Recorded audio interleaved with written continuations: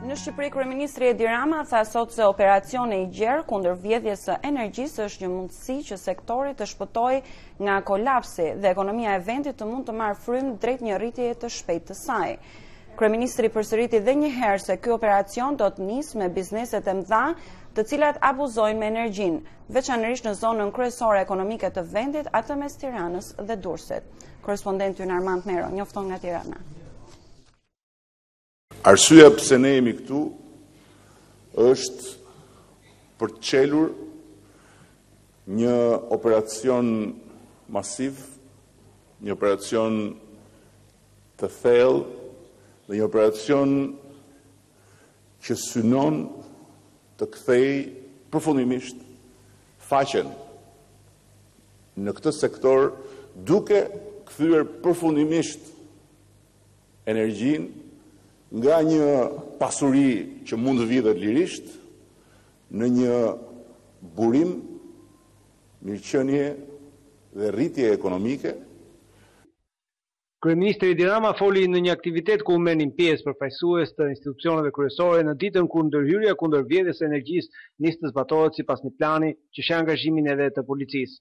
Zërave se ky operacion mund të çojë në prekjen e shtresave të varfra të popullsisë, kryeministri u përgjigj se ata që vjedhin energjinë nuk janë as pensionistët dhe as njerëzit në nevojë, duke drejtuar kishtin jo vetëm te punonjës brenda sistemit energjetik, por kryesisht te bizneset. Për këtë arsye i theksoi se ky operacion është qartësisht një operacion i orientuar në radh parë nga hajdutët e mëdhenj, nga burimet e mëdha të humbjeve.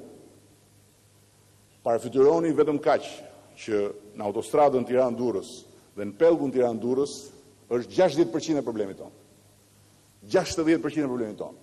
Pra, në zonën ku ka më shumë densitet aktiviteti ekonomik, kompanitë paguajnë sa për një familje, ndërkohë që konsumojnë sa për një lagje.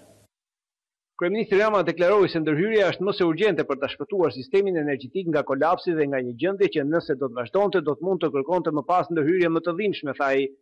Sipas tij, nga kjo ndërhyrje edhe ekonomisë së vendit i shirohet frymarrja.